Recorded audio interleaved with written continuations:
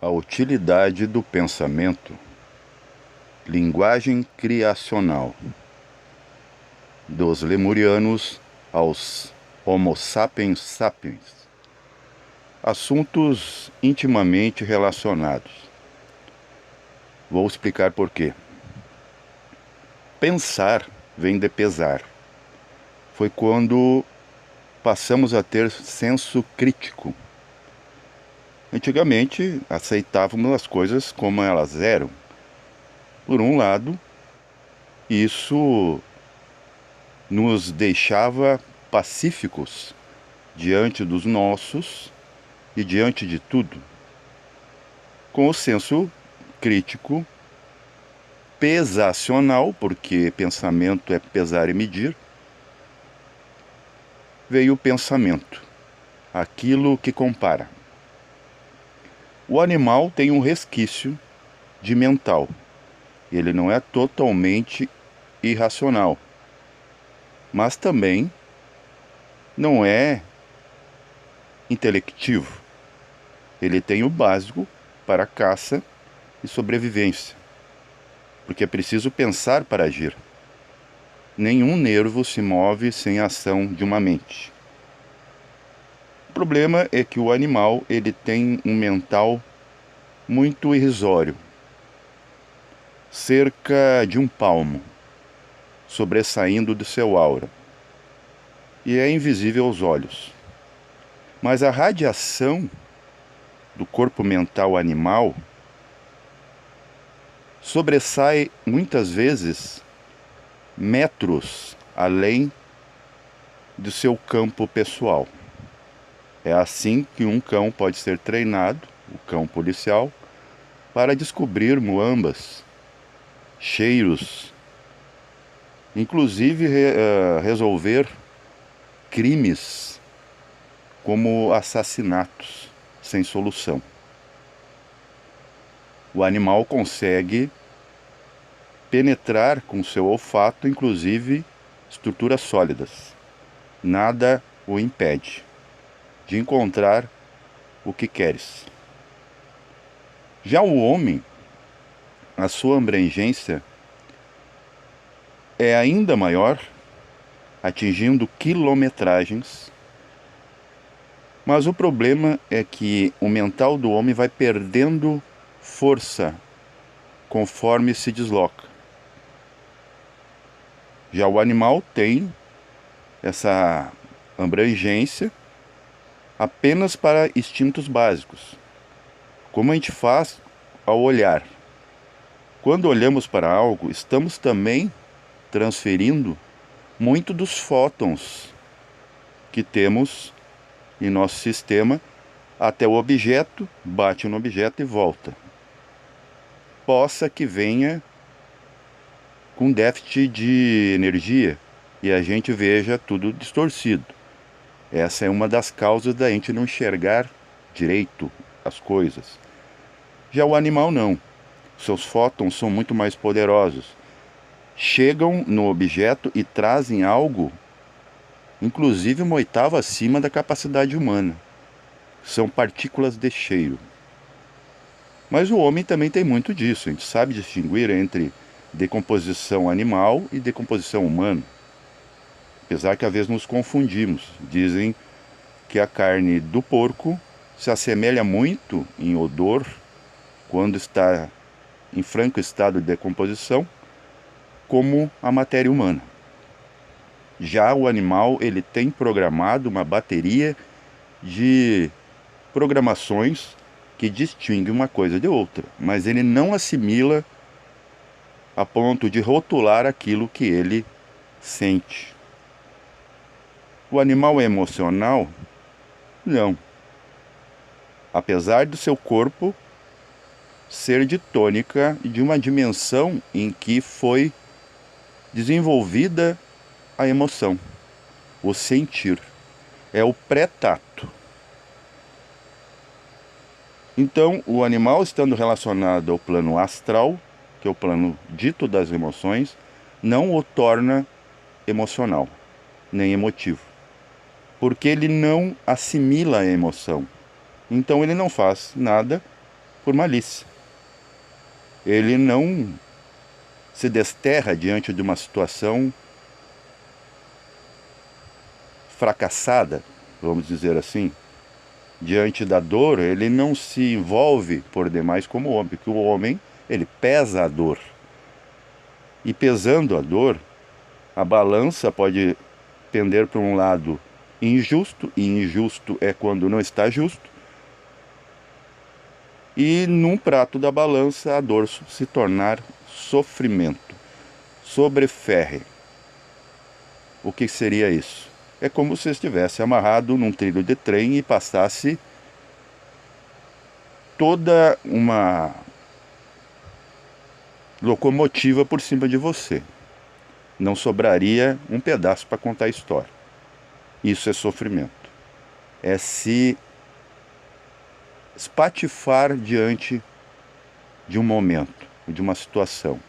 Não sobrar um pedaço íntegro, forte, que suporte. No plano astral temos alguns meios em que o terapeuta pode, sim, estudar muito mais aprofundadamente o seu paciente. Se o profissional conseguir manter a sua consciência aonde ele está, por exemplo, quando ele dorme, ele pode se deslocar até o desafeto, aquele que o solicita. Colocando o seu dedo indicador, dedo de Vayu, ligado ao ar, porque cada dedo, mesmo nos outros planos, e é de lá que vem esse conceito, está ligado a um elemento, e o elemento está ligado a um tipo de ação.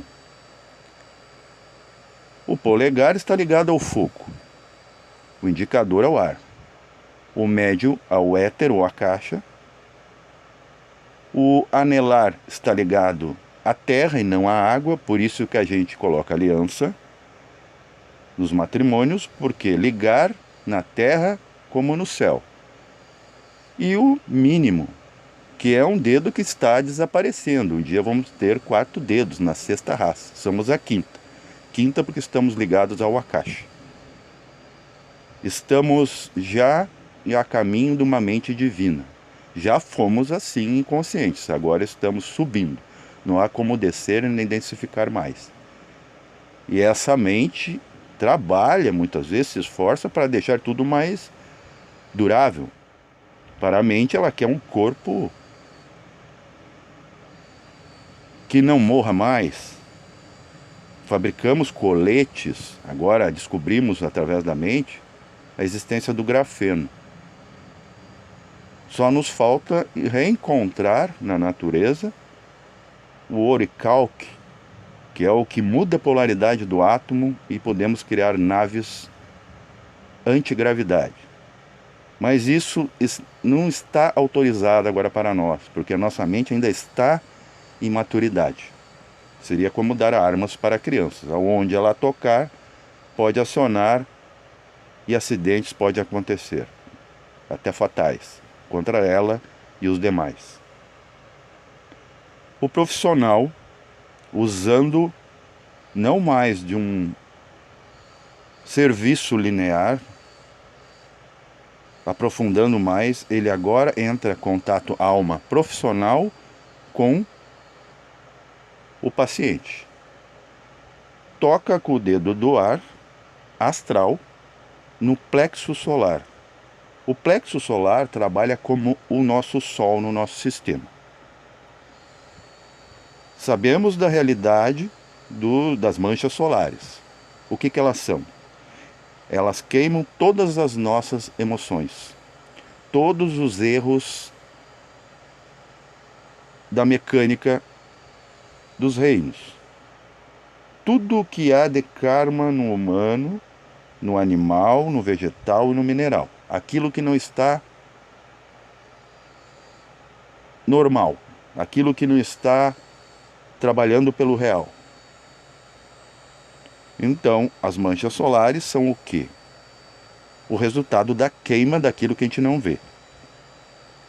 E vai acontecer de qualquer forma. Olha que beleza. Não precisamos nos esforçar tanto com essa mente que pesa tudo. e o sol ainda vem limpar a sujeira. É como, por exemplo, a realidade dos nossos profissionais. O que são os bombeiros, os médicos, os policiais, os professores? São aqueles que vêm resolver o nosso karma para nós, enquanto a gente só vai fazendo. Vamos derrubando tudo e os outros vamos colocando no lugar. Bem cômoda a nossa vida e a gente ainda reclama dela. A existência é uma diversão, por isso somos tão apegados, como crianças nos parques. Levamos-las lá e elas não querem sair de lá, como se não houvesse mais casa. E nem a realidade da noite que nos convida a descansar. Colocando o dedo no plexo solar de um chakra específico, claro, também de mesmo nome, que reflete todo o zodíaco, todas as tendências. Ali você verá imagens ideoplasmáticas, porque o astral ele desvela aquilo que o corpo e o plano chamado físicos, que vem de natural, que nasce, natureza é natireza, tudo que nasce, como nesses planos também se nasce a natureza. Quando você morre aqui, nasce lá. Quando você dorme aqui, acorda lá. Deveria pelo menos ser assim. Aparecerá um símbolo como mosaico, peça de um quebra-cabeça. Dessa forma. Se o ser estiver passando por um estado neurótico, estado franco de demência, aquele ser que não tem uma solução emergencial para ele. São aquelas pessoas decididamente perdidas. É uma peça a se encaixar. Só que essa peça não está se encaixando na consciência desse ser. O que somatiza um estado descontrolado, neurótico e iracundo.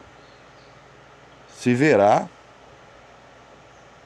com evidência clara esse símbolo na parte oculta da alma daqueles seres sociopatas.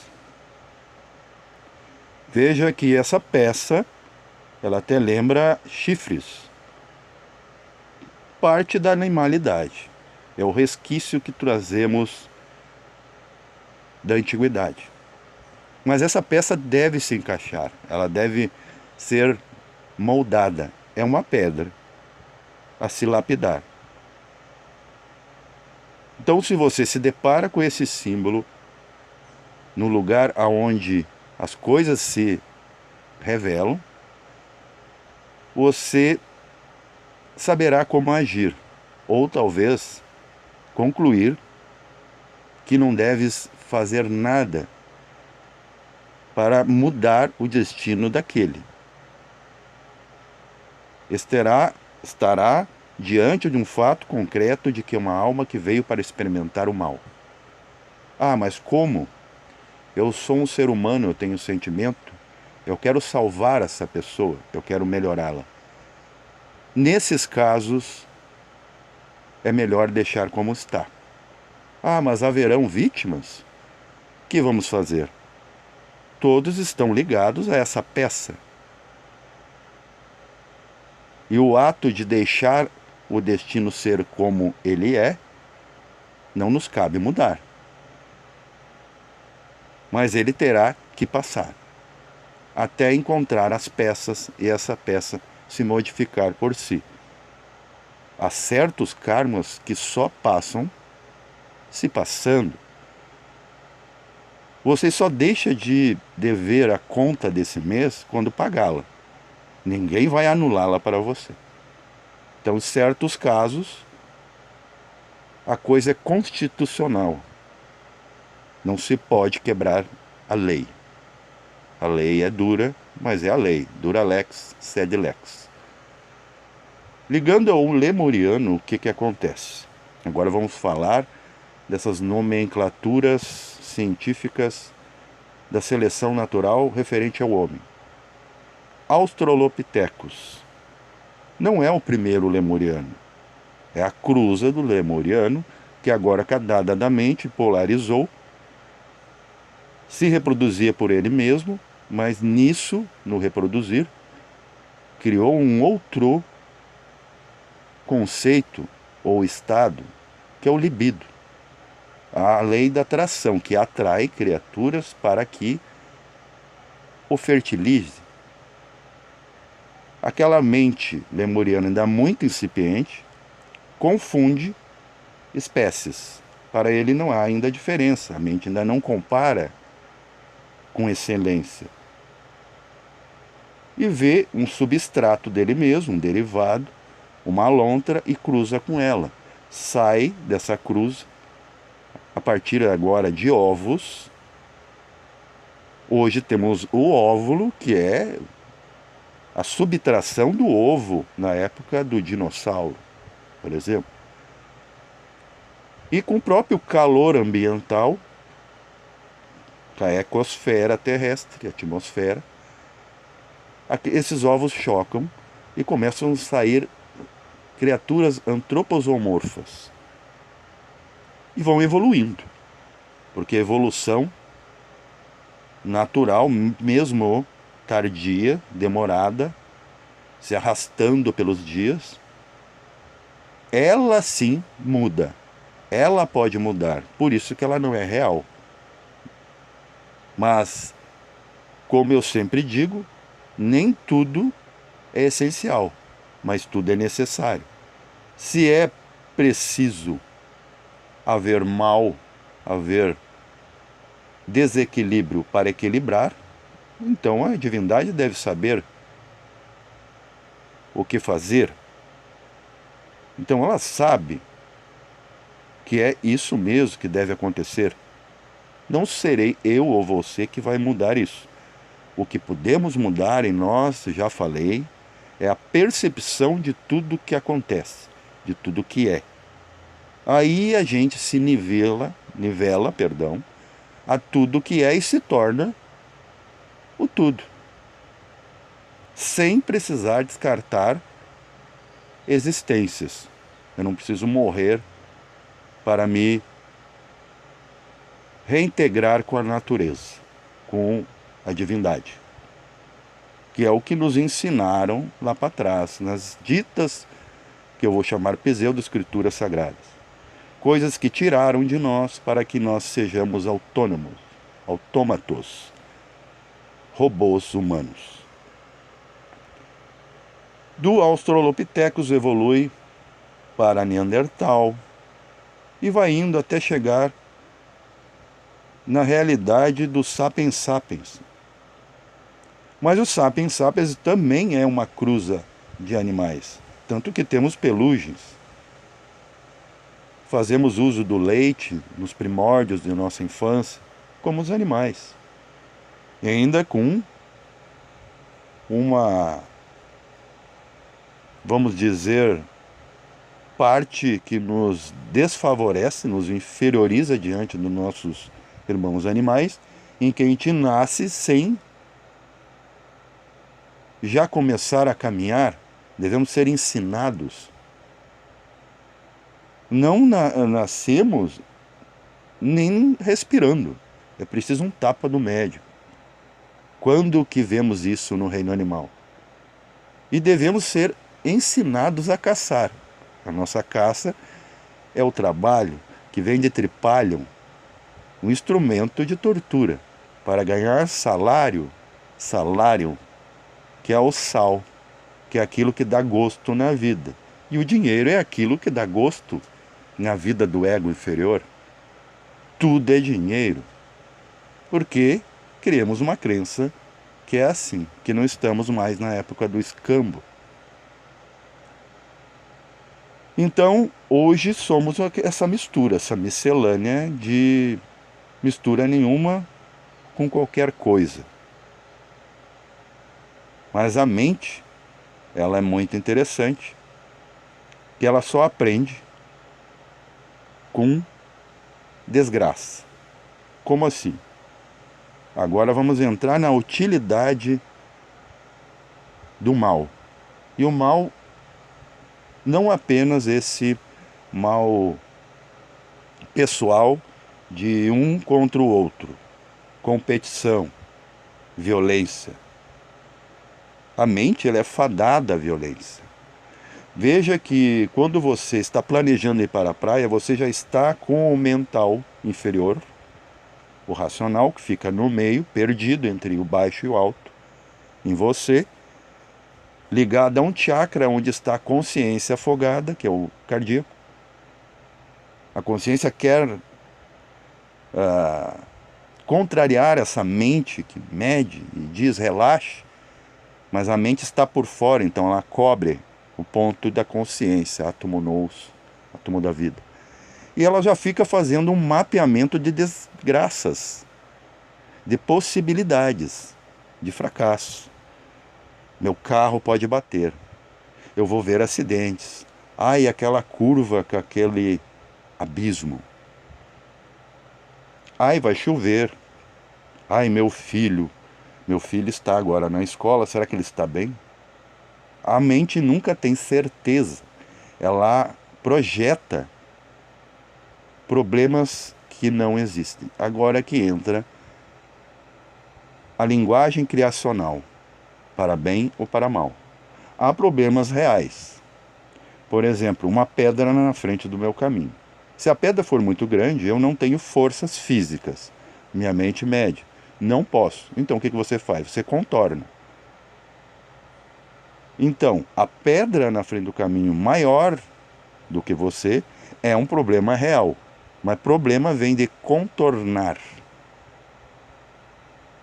Então você não contornar e achar que a pedra a impede e você não agir é um problema irreal. A pedra é real. A sua percepção sobre a terra, sobre a pedra, perdão, é fantasiosa. Não é real. O que basta você contornar. É um problema. Algo com possibilidade de ser contornado. Então, aonde que o mal entra como necessário para os bons? Se não houvesse alguém miserável, pedindo, doente, como a mente compararia? É aí que se destacam os bons e os maus. Aqueles que ficam indiferentes, e há dois tipos de seres. Os indiferentes a tudo que tem sabor de espiritualidade. E aqueles que vivem ela, que são parte dela e veem que não há diferença entre espírito e matéria, apesar da consistência, da aparência. Por exemplo, falando em mente, como ela vê, feche os olhos agora e você verá tudo escuro. Você sabia que você está vendo o Atman? Sim, antes da existência da luz. Ainda está aqui. Porque quando você fecha o olho, você está olhando para dentro da sua estrutura e de tudo que está dentro da realidade. Por isso, convidamos, numa meditação, a fechar os olhos. Porque a percepção da mente com o externo mistura o interno com o externo. E você não saberá distinguir entre o que você está vendo e o que você está recebendo. E é assim. Ao fechar os olhos, você abre os olhos para o tudo. Mas a mente não entende assim. Ela quer ver, tatear. Então, a mente ela precisa, para saber o que é bem e o que é mal, ter a oportunidade de ver o problema alheio e ter problemas para resolvê-los. Pensa você que aquele que pede um auxílio no semáforo para você comprar os pãezinhos daquele pobre irmão que está se esforçando abaixo do sol e você fecha a vidraça do seu carro, totalmente apático àquilo, pensas que é karma deste que vende para você, que está lhe oferecendo? Não, o karma é seu. Você deve ver essas coisas e ajudar. Você que deve evoluir. Aquele ser está sendo apenas agente de karma. É onde as moedas se invertem. É onde aquele que se acha tendo, nada tem.